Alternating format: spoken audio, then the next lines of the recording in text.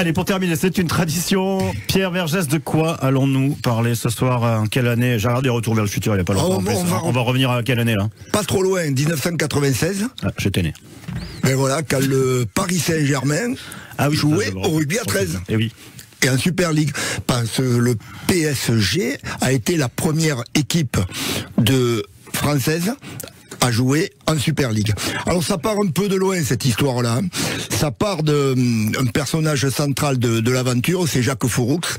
Jacques Fouroux qui, suite à des problèmes avec une finale en rugby à 15, une campagne électorale contre la passée, bon, il s'est un peu embrouillé avec les instances.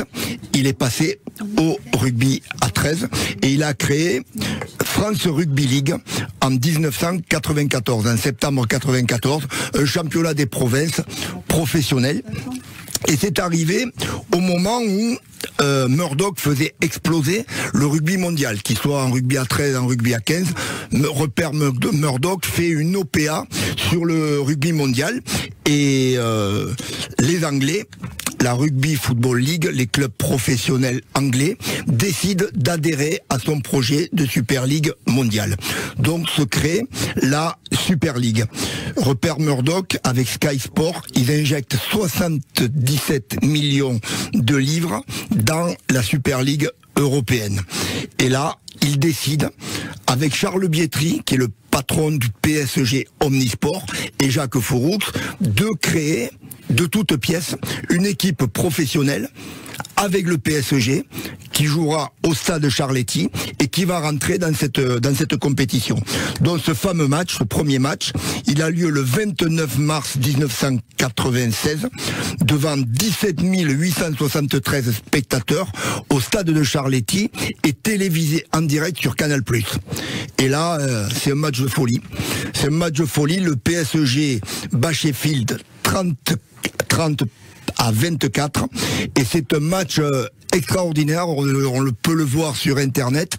Il y a du suspense, il y a de l'engagement physique, il y a une vitesse de jeu incroyable et il y a l'homme du match, c'est Arnaud Cervello, on s'en rappelle, il marque 2 essais et il y a des joueurs catalans, il y a Pascal Jampi qu'on connaît très bien du côté d'Ille-sur-Tête, il y avait Jacques Pêche, Patrick Toreil, Didier Cabestany, Pierre Chamorin, donc ça part de façon tonitruante. Malheureusement, après, ça finit en eau de boudin. Le PSG, après ce match magnifique, ils perdent 11 matchs de suite. Ils ont failli être relégués. Et l'année d'après, après l'explosion sportive, il y a eu l'explosion financière. Il faut savoir que le PSG, avec la fédération de rugby à 13, payait la location du stade Charletti.